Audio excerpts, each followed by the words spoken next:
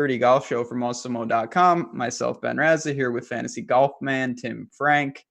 Last one on the Asian swing, last Wednesday night lock for us. Probably the best one, though. We've got the WGC out of China to take down here. I kind of like these Wednesday night locks, the overnight golf. Really easy to ignore if your lineups just go down in flames, because it's happening in the middle of the night. You've got like NHL, NBA, you've got college football. There's a lot of other stuff going on, so it's not like it's really easy when everything goes south. You can just ignore it.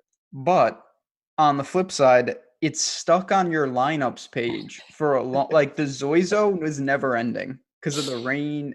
It felt like, I mean, it was just there for a long, long time, staring me in the face. I was so confused as to what round they were playing. I had no idea that like it was the night. Yeah, with the time delay, and then they missed a whole day. I had no idea like what round they were playing at any given time, but it didn't matter because I pretty much whiffed last week. But well, when Tiger wins, this show traditionally gets punished. They also made a hole 150 yards, par 4, which was a bold strategy. Yeah, they did that at Byron Nelson, like, I don't know, it was like 5 years ago. Gary Woodland style. Yeah, Gary Woodland. It was like 30%, and he made a hole-in-one on the par 4. That's what we live for.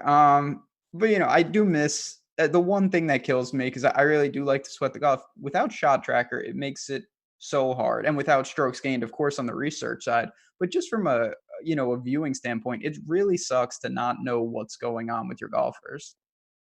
Yeah, it's bad. I mean, that's one of the primary reasons I don't play Euro. Don't hate on Euro, but yes, that's. But it's the same thing. But people never say that about Euro. Everybody plays Euro, and then they complain when there's no shot length for the PGA Tour. So get one way or the other. That's a pretty fair statement that you just put out. I'm not gonna lie. But we do have a WGC at least, and that is something to be good. I mean, the Zoizo had a good field. This is certainly a good field. And the other thing that is nice, at least we have course history for a change. Certainly plenty to look on at this tournament. It's been played for the same, I believe this is a long one in terms of consecutive years outside 2012, if I believe. Yeah, I have it all the way back to 2009 as a WGC. And even prior to that, I think it was a European Tour event. So you'll have some guy, I mean, not that you really want to look past 2009, but I think Sergio even won here before this was a WGC. So yeah, we got a good sample of course history. So that's at least something to work with. We don't have strokes gained. We don't have shot length, but it's something better than we had last week. Absolutely. So do you want to get into the course? I mean, like you mentioned, at least we know on the surface what to expect. We are in China for the WGC here, and the course, from what I've seen, ball striking off the tee is important. You got to get the par 5s, some gettable par 4s. But what do you make of Szechuan or whatever? Probably butchering that name. Szechuan. Yeah. I call it Szechuan, but whatever. I mean, we're not going to get too far into that. So 7,200 yard par 72, bent grass greens. Really kind of a weird course. I don't want to say weird course, but when you look at like the guys that have won here, we have a lot of long hitters. Xander, Rose, Decky, Bubba. But then you have guys like Russell Knox, Tim Clark was in a playoff here. So really, like, the short hitters can do it well. Molinari has won at this course. So it's almost like really like opposite ends of the spectrum. DJ and Bubba on one side, and then you got guys like Russell Knox and some other Molinari, some really short hitters. So it's like both sides can get it done. I'm definitely preferential to the longer hitters. I think just in general, those are the better players. On a par 72, where there's 4 par 5s, drivable par 4, a no-cut event. I think it's really all that kind of lends itself towards the longer hitters, the birdie makers. But it's definitely a course where the short hitters can get it done as well. The course doesn't look like it, but when I saw Bubba and Russell Knox, the first thing that went in my head was the Travelers, because they've both won that event, and that's a short course.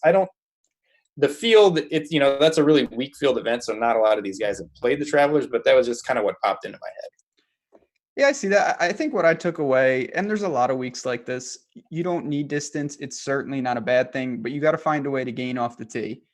If you want to do that with accuracy, that's okay, but you can't get away with it just being wild. And someone like anytime I see Molinari, that's kind of that blueprint of, okay, you don't necessarily need distance, but you probably still need to gain off the tee.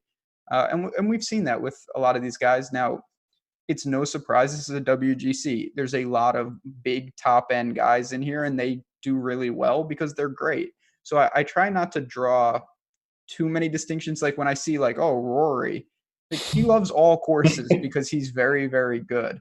But at the same time, I do think that's kind of where you want to lean. We'll see with weather. I'm not even going to broach that on this show. But all in all, it's a pretty straightforward week in my eyes.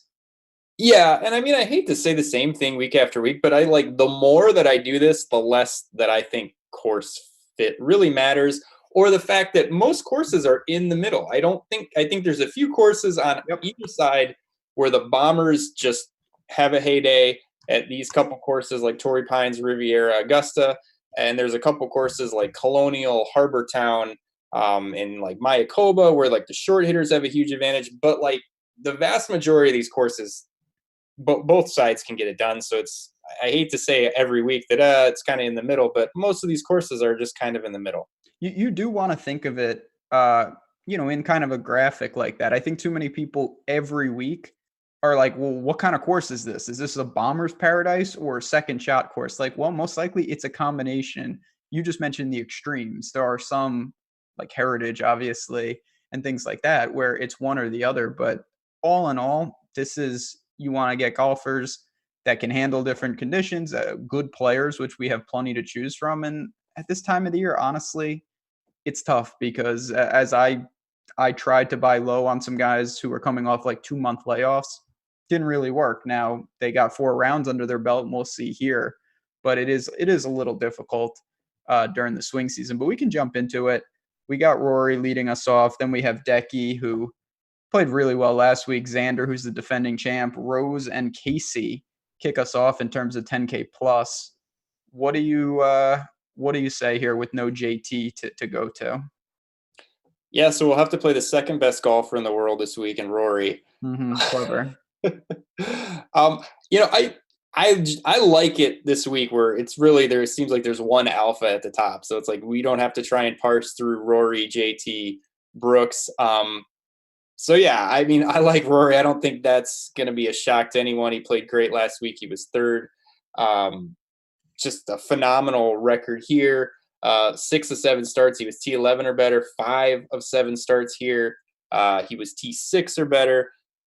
So I like that. The $600 difference between him and Decky, and I know Decky's playing great, second and third the last 2 weeks. I know he won here, but to me, Rory is clearly the superior player and the superior play this week over Hideki. And the $600, I don't think that's enough. So I'd be playing Decky. I mean, I'm sorry, I'll be playing Rory. If I was going down, and I don't think this is a shock either, I'd end up down at Rose at 10-5, who another guy, just a great record here. 4 of his last 5, he was T7 or better. He's 15th in Italy. That wasn't a very strong field. That was the last time he's played, but, decent there. 34th at Alfred Dunhill, 8th at the BMW PGA. So if I'm not playing Rory, I think I'm going to just take the savings going down to Rose. Xander, just too hit or miss for me at 10-8. I don't know. Probably a good tournament play, but I don't know. It's just he seems a little inconsistent for that price.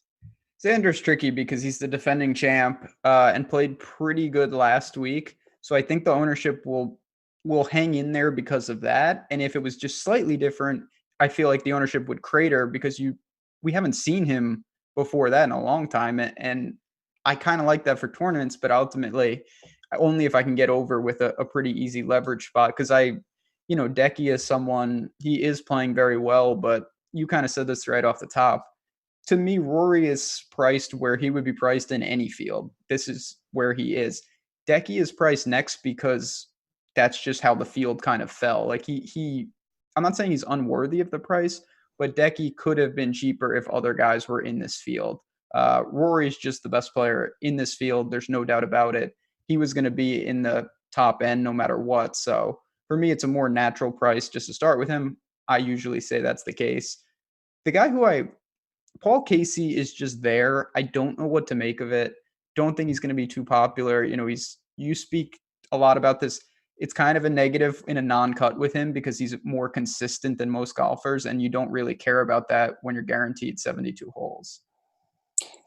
Yeah, it's just hard. He seems expensive. I feel like we're used to paying $8,800 for him in a field like this, where you're getting a discount right now at $10K with Rose at $10,500.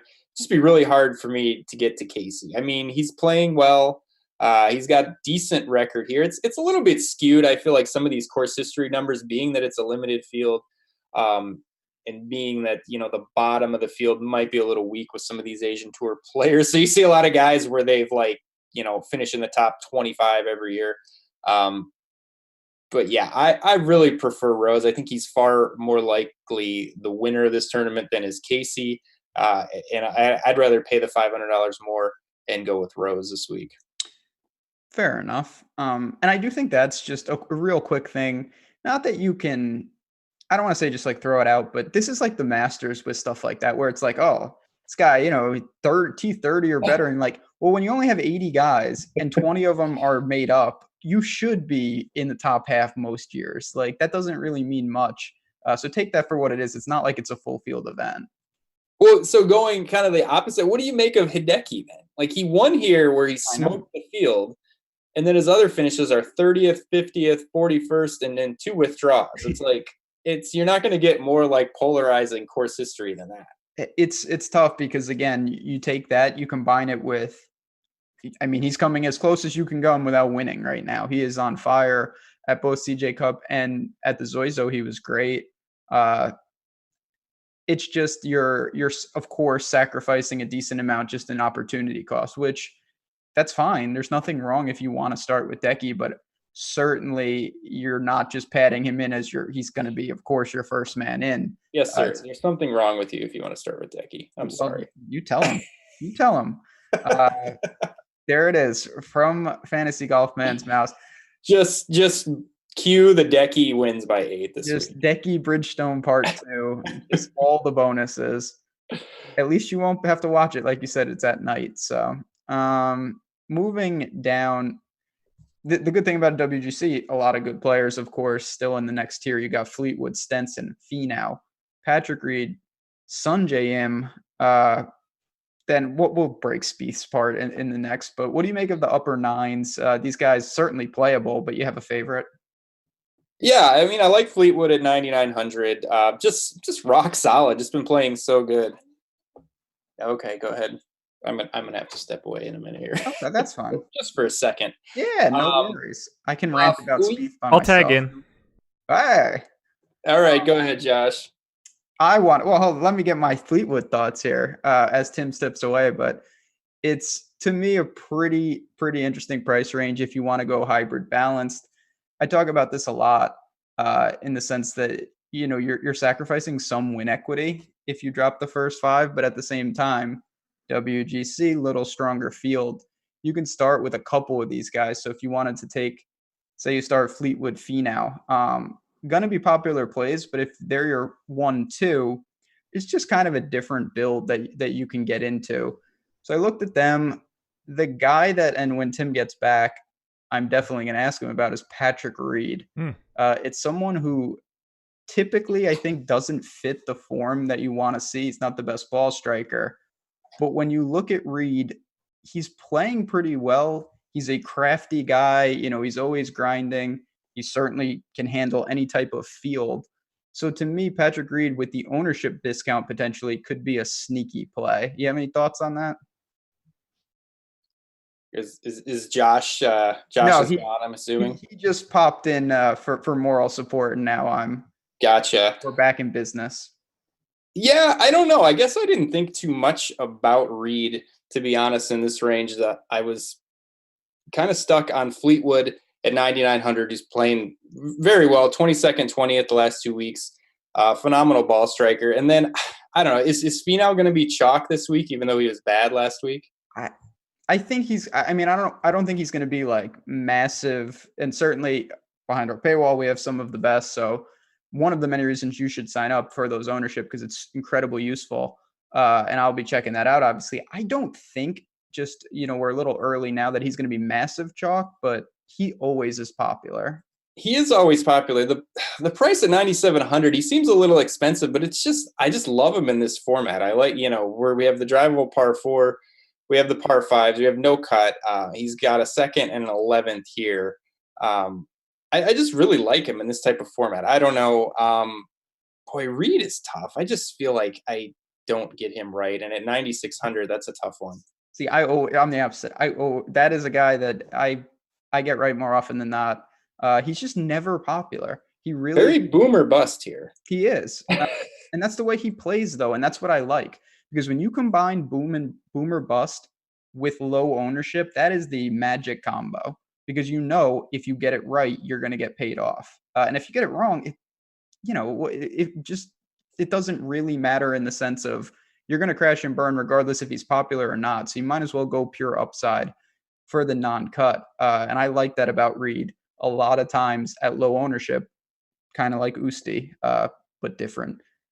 Do you have a thought on Sunjay Im, who I still have trouble seeing him priced where he is, but the talent is there. I mean, the guy was fantastic last week once again.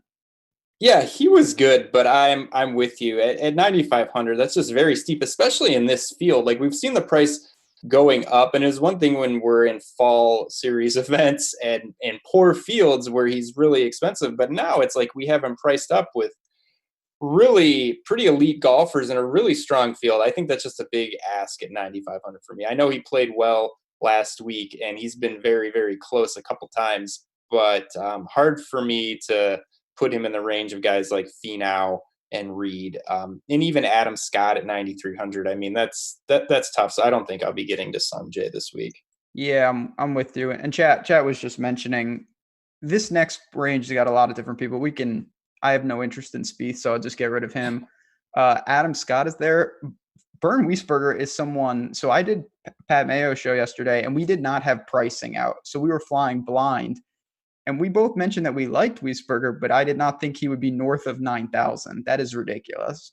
Yeah, I'm with you. When I was looking at everything, just kind of putting together, the finishes and the course history, and he's playing great, but I'm with you. I'm like, this guy could be kind of an under the radar guy at 8,200 or something.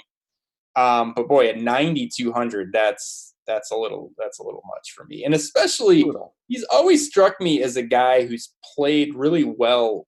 He does most of his damage, it feels like, in weak field European Tour events. Don't hate on Bernd. Well, I mean, I don't know. You're more the Euro guy than I am. There's some merit to that. I mean, he's someone that thrives.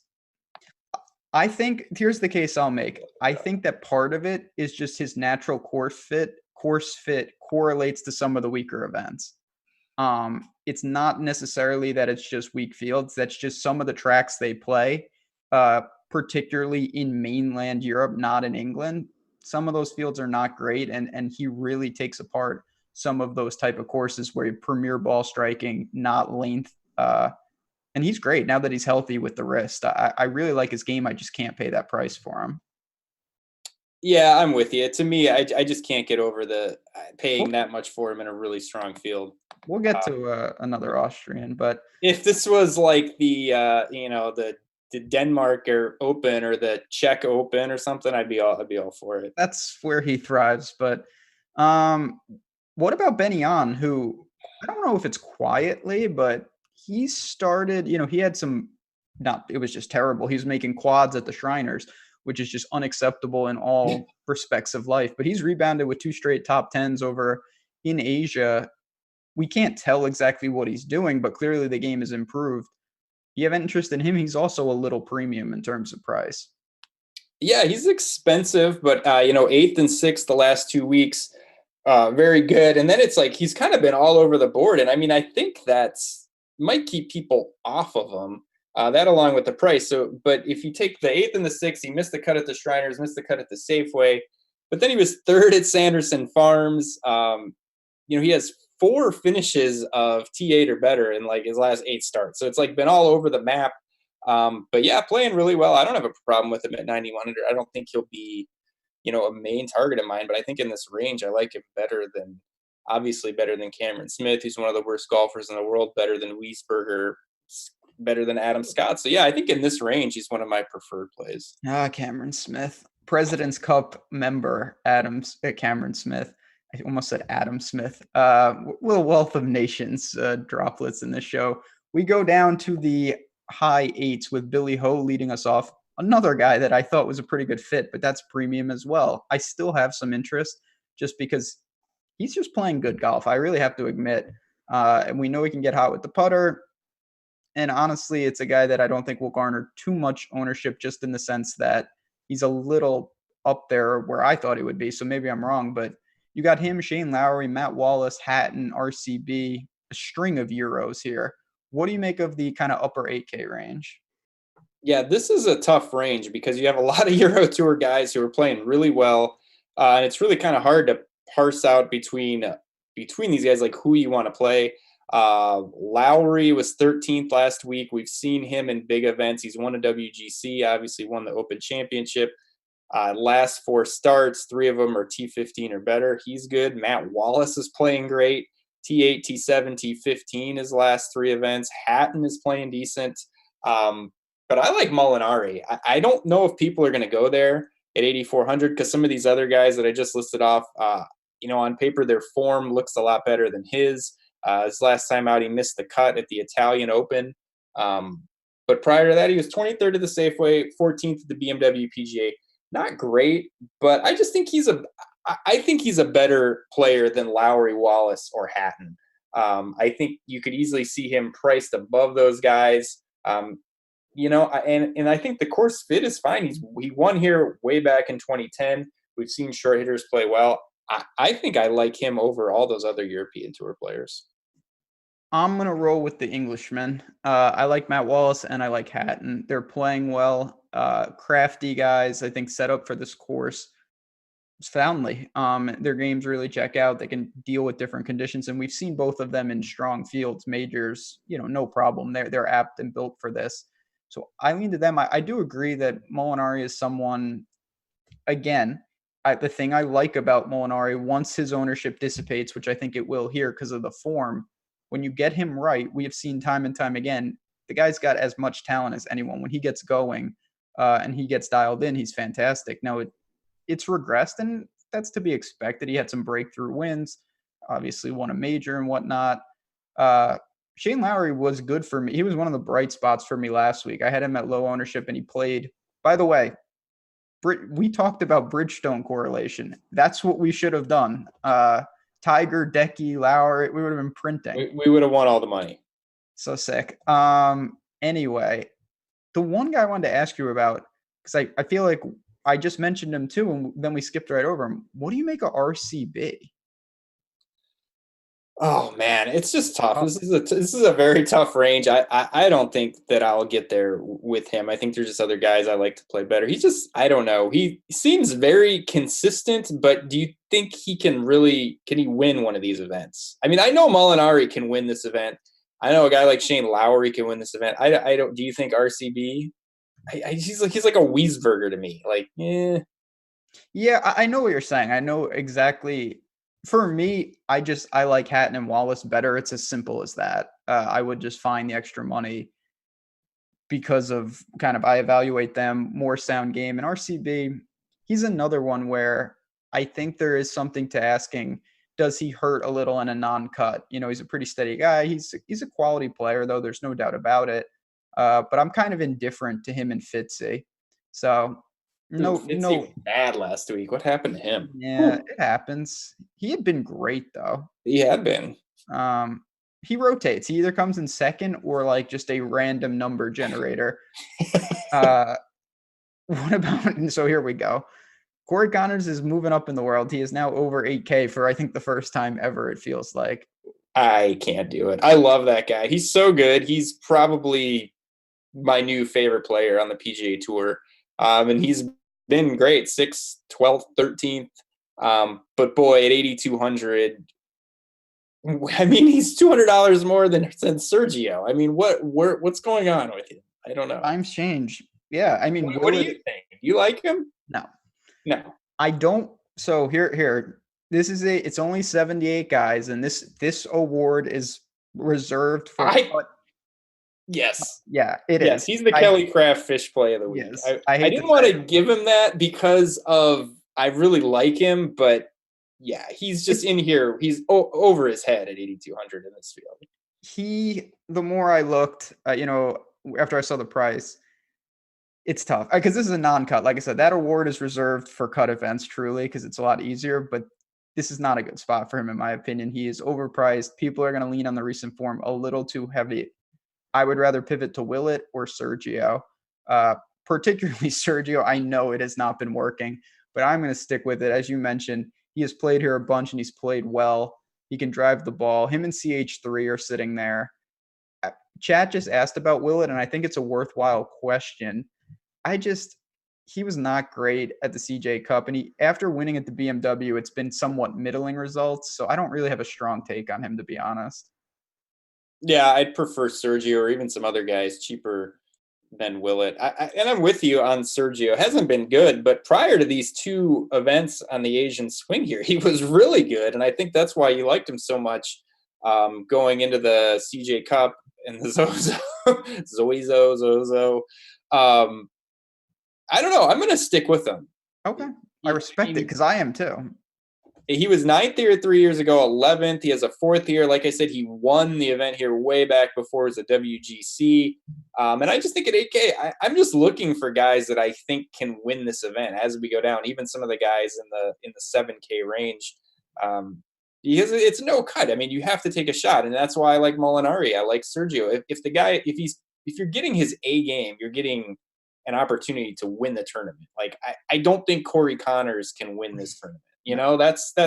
That's not happening. That's not happening. So, I mean, I'm not even going to bother playing him in this event. So, yeah, I'm with you 100% on Sergio, and I can't have Charles Howell third in a W. Fair enough. Yeah. Sorry. Sergio tears apart par fives as well, which is, I think, very important here. You have to score on the par fives. Working down, I mean, Andrew Putnam is there, Poulter, Usti. This is an interesting range. Usti, EVR, Hadwin, Haotong Lee. Those are some names right there. Well, you skipped over a guy I like Poulter at 7,700. Okay, talk to me. Well, 13th and 16th the last 2 weeks, playing well. Another guy. It feels like everybody has good course history. If you go back long enough, he has a runner-up here. He has a 6th here. He has a couple of 13ths here. 21st last year. That wasn't that great. But, I mean, I like him. It's just another guy who I feel like he plays well in some of these odd, Asian events. I like him. And then we have some serious wild cards. Usti's always the wild card at 7,600. Wasn't great last week. EVR, another one. I mean, who we saw in some pretty big events play well at the end of last year. And Haotong Lee, now that Thorbjorn Olesen is in prison or something, Haotong Lee is that guy that will just randomly finish T4 in some WGC or major once every 6 times he tees it up. So a couple of things. Poulter, I think, is interesting. I will look to him on specific teams. I think him and Reed are interesting together. Something like that, where kind of a crafty type of team.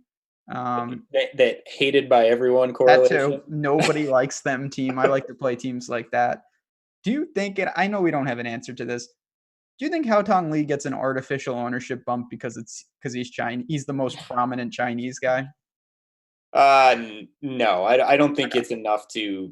It might be 1% more. Okay, then negligible. It really matters, but because he hasn't been good here. He's played this event 6 straight years. He has one top 10. I'm not saying he can't do it. We know that he has the firepower. His form though lately has been terrible.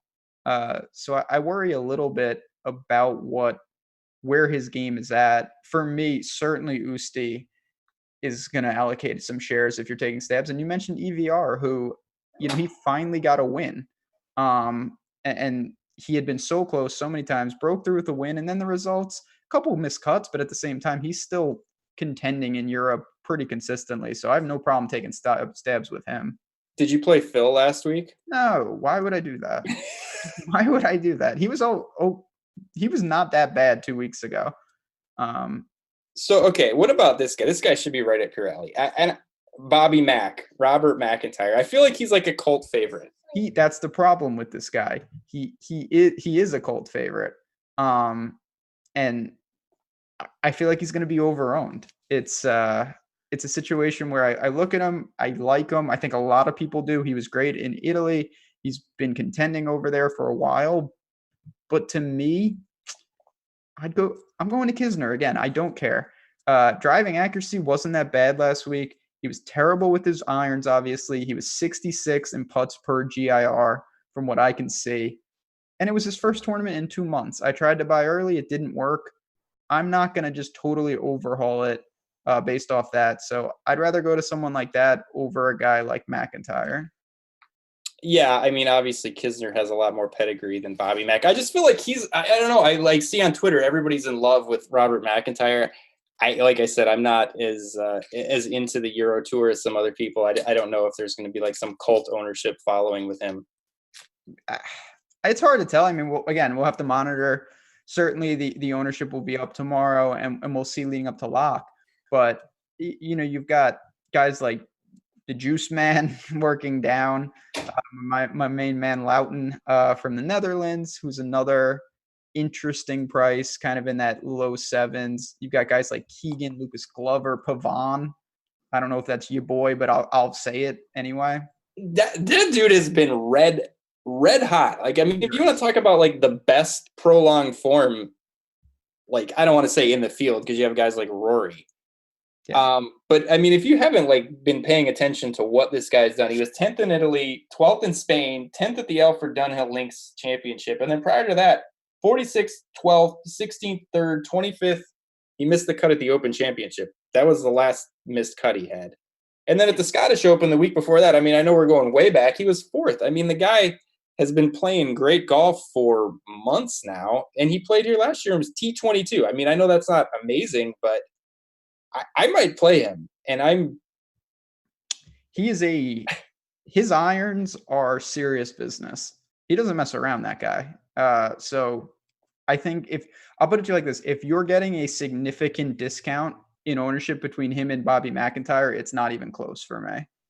Even if they were, pretty straight ownerships, I would take a hard look at Pavon, but I think he's a perfect one-off if there is some massing of ownership in this range, because to me, it's a wide open range to take some shots. I mean, if people look at the form, I think I don't know. He's definitely not what's the opposite of a household name? He's an unknown, but those finishes are good. He's got a pitcher. I honestly am stunned he has a pitcher. That's kind of shady. Working down, I mean, this is the weirdest range for me, honestly, in the entire field. Like Bubba is there, Xingzun Zhang, Kurt Kitayama, who, by the way, I don't know if you noticed this, Kurt Kitayama comes over.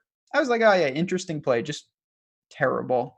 Then he goes back to Europe. Have you seen his last 2 events? Just straight fire again. 4th and 3rd, yeah. Like, where was that 3 weeks ago, wherever we were? So tilting, Kurt. Zhang, he's played here 5 times? Well, so they have to. There's multiple guys from China. They give them like entries, right? The Chinese government because Marty Dew is here.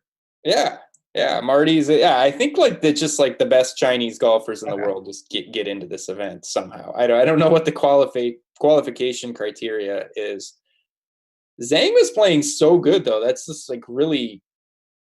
I don't think I can play him here in this event, but I mean, he was just. I was shocked to see how many times he's played here, and then when you look at the strokes gained and the finishes, but boy, if he's going to be cheating, I don't know. We need some clarification. That's the old wild card with old Zhang. It's a pretty bad range. Chad mentioned Keegan. I don't know if I can. Last week was the week to play Keegan. That's a good actually, and a friend of the show.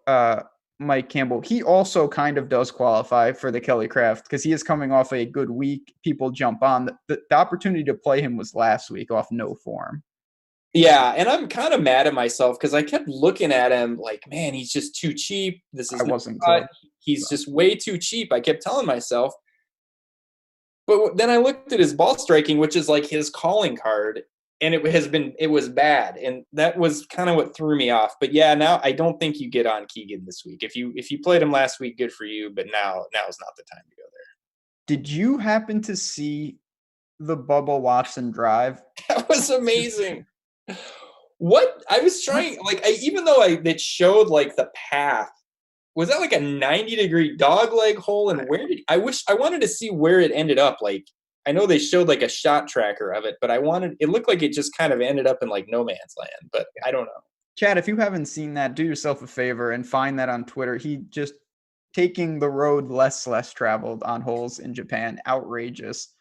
I mean, he's always an easy guy to say, like, oh, I might use him in bomber stacks. I don't even know if I'm really there with him, though. The form has been so bad. I don't feel like I'm missing out if I don't go to him. I think I'm going to play him. I mean, from the top rope. Okay. Okay, fine. Because, okay, I mean, if you have to go in this range, I think he's the guy to play. Well, I got guys. Okay, hit me with some guys, and I'll counter with Bubba and why he's better than anybody you're going to list. Okay. So I got multiple angles. Mike Lorenzo Vera or somebody. Homie, don't play that. We could go Abraham Answer. I'm not even going to do that because he's playing garbage. JT Poston, to me, is a very applicable play. Can keep it in the fairway, does his thing, steady as can be, can putt the ball. His irons are hit and miss. You want the best putter in the world, you could just use the broomstick man with Harding. But Matthias Schwab is in this field, and I have been waiting to play him in something that matters. He has no pitcher, of course. This is a guy you want. I know Pavon is on fire, and Schwab's missed a couple cuts, but have you seen his form in recent months? Absolutely fantastic over in Europe. Yeah, but I mean, we could swing it either way. We could say two of his last three was a T61 and a cut. I mean, it's like how you want to frame it here. Well, I want to frame, it's just like in baseball, you got to frame those pitches. But Schwab is someone, again, in this range, I'm going for guys, I want all the up, like if he comes in 42nd or 62nd, it doesn't really matter in my eyes. Right, but I mean, if Schwab is playing his best game and Bubba is playing his best game, Bubba is going apparently off the course. Like, that's just, I know what you're saying, and I agree with that. But I'll say this: I think it's a mistake to take that mentality with 6 guys. Like I do, you know what I'm saying? Like Sergio, Usti, Bubba, all those type of guys, combining them is just a recipe for disaster. Yeah, I mean, you know what I mean? But here, no, I disagree. I disagree because I don't think guys like Sergio, Bubba is like, yes, that could be a bad play, and I get what you're saying there. But I mean, guys like Sergio, guys like Usti, I mean, I think they're fine plays on their own, and then they also have more winning upside than some of these other dudes. I just think I mean, if you're playing a large field GPP, just take a shot, and Bubba light years more likely to win this tournament than Matthias Schwab. Sorry. That's a fact. That's what I'm saying. To me, taking 6 guys on pure upside, even if you get one right, if one of them comes DFL, and these guys, their range of outcomes is gigantic, to me, it's more apt to take a couple and then smooth it over with stability in the mid-range, Poulters of the world, things like that. Because then if you get it right, you're not, the worst thing would be for Bubba to win, and then you have 2 idiots who are dead for last, and you're just like, why did I go pure upside across the board? We're swinging for the fences. Now, we're taking 6. I mean, yeah, we're just going away. We're going to lap the field once every 7,000 events. I mean, I respect that mentality. It might take us a while to realize our expectation or our projection, but yeah, one day we'll get there. You ain't first or last. Okay, so after those guys, I don't have. Do you have anybody from 6,500 down? No, the only guy, and I would only play him if I thought I had the stone nuts with 5 guys and $6,400 left, would be Kevin Tway. but I would never actively try to play Kevin Tway. But I just think he's playable if you're in the situation where you need a $6,400 guy. Long hitter. He's played the last 2 weeks, not well. 37-46, made the cut at the Shriners T29. I would not go after him. But I mean, if you were like, wow, I love this lineup and I need a $6,400 guy to make it work, Tway would be the guy. But I'm with you. I'm probably not going below Bubba or Poston. I don't even want to lend credence to the Poston touting. But he's probably way better than Bubba. Yeah, he's definitely. Schwab is who you should be taking aim at, because that guy is a pet project and it could be misguided at best. You're going to have I'm going to have all these guys that could win and are going to finish DFL. You're going to have all these guys. You're going to have like a great lineup if it was the D&D Check Masters. Like that's why I do good at the D&D Check Masters. This is right in my wheelhouse. Sub 6,500. Again, I think the prudent move is to not go there. If you told me I have to play someone down there, it would be Xander Lombard, who is the wildest scorer when he gets going. And we've seen him hang in for periods of time at some prestigious things at the Open for a little while. He's a South African. Range of outcomes is gigantic. I don't think you should go there necessarily, but if you needed a guy at 6,200, he would definitely be it for me.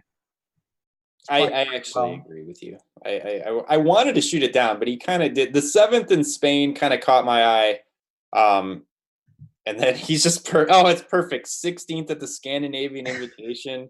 You see how many birdies he makes, though? This guy scores like there's no tomorrow. 11th at the D&D Czech Masters. Oh, yeah, this guy's right up here. He's a real sicko. He makes doubles like there's – oh, my God. When he goes bad, it's bad, but that's what you want. I mean, normally I'd say Scott Henn, but he is unfortunately. Oh, I love Scott Henn, but yeah, he's been bad. He's been very bad. Very, very bad. And again, I think the important thing, as we talk about every week, it's a delicate balance. Don't jam too aggressively up top. Don't try to build like a cash-esque lineup where you're not taking enough win equity. All those are just not going to work more often than not. Try to find the delicate balance. We'll see how ownership progresses. Certainly tonight, me and Jason Roslin will be talking lineup construction, ownership, things like that at 8:00. So come on back.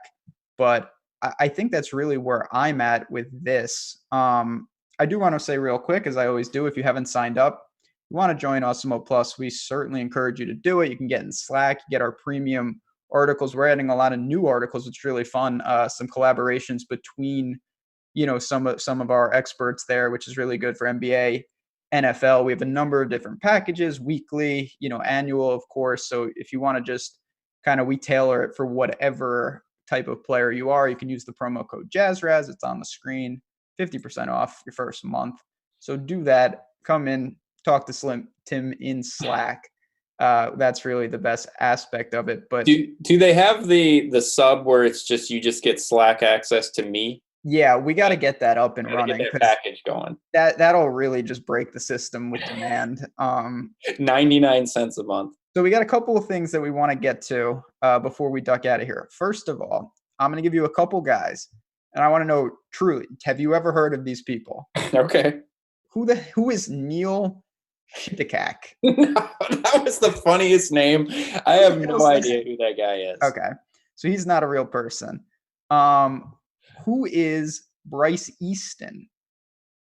I feel like I've heard that name just from making the form guides and spreadsheets. Okay. So I feel like he's a real player, but I have no idea who he is. Another South African. And this is what we're talking about. I just wanted to mention a couple because I think it's important to highlight the drop off from 6,500 to 6,200 is more severe than any other price point in this field. Do not mess around with those guys. I think that is extremely dicey. I agree 100%. And I think, I don't know if the qualification for this just winning a certain tournament, or because those are the guys you have to worry about. The guys that jump up on the Sunshine Tour and all of a sudden now they're playing in this event. And so that's what it is. There's Sunshine Tour people, and I think the Australia Asia Tour. and you can get in through that. Right. So that's not good. Don't do that, people. Don't do that. But it is a perfect segue because we do have one last thing we want to talk about. It's by demand of my partner in crime here. There is another tournament going on, and we are not going to break it down because it is truly the worst tournament I've ever seen. But my God, have you looked at the Bermuda field? Yeah, I did. It's bad when like Aaron Wise and Lanto Griffin are the favorites. Yeah, you got some real issues. But I was just laughing at some of the names at the bottom. It reminded me of like if you played fantasy golf in like 2005, like Brett Quigley, Carlos Franco, Fred Funk, Ted Purdy. I mean, it's like literally just like a who's who of like a terrible event back in like 2005.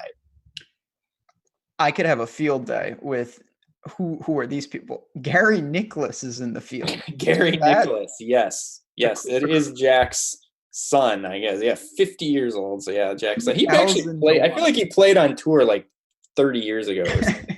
He did for a little while. He tried to be a professional golfer. It was not good. There are guys. Yeah, Ted Purdy is in this field. My God, like Smiley is almost. There's like legitimately 30 guys behind Smiley in the odds. Yeah, he's like one of the favorites this week. I didn't know this. And then last thing, we'll give our final thoughts, and then we'll duck on out of here. Did you know? I learned this yesterday. They used to take the winners of each of the majors and play a tournament in Bermuda. I didn't really know that, but I get that was the Grand Slam of golf or whatever the heck that is. Like Keimer won it. Like that was the last one. I vaguely remember that, but I guess I don't know. I must not have been betting on it, so I'm not. Yeah, I was not around. I'm sure I was betting on some capacity of it, but I was quite young at that time. Don't remember it, but I guess that's where this course maybe had been seen. But so they played that event here. Huh? I believe so. So we have some really good form numbers where like somebody was like T4. Yeah. Great form numbers. Unfortunately, I don't think they're the number of major winners in the Bermuda field I have calculated at 0, unless I'm missing some. Oh, maybe Davis Love, but that's about it. It's real. I have a 5-star lock bet for. That's Bermuda. Why we're doing this to wrap the show up. Hit me with it. Boo Weekly at 150 to 1. Okay. Great driver. Guess how many strokes on approach he gained the last time he teed it up, which was the Houston tournament. 10 strokes gained approach.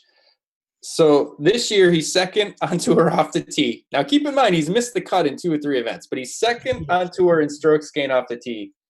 63rd in strokes gained approach. Amazing ball striker. He's been an amazing ball striker his whole life. And he's won 3 events, right? Harbor Town again, and Colonial, right? So like he has a type of course that he plays well at, which is short tracks, just like this is a 6,800-yard par 71. Bermuda. I'm telling you, this is it. We're going to get back to even on this one. All right.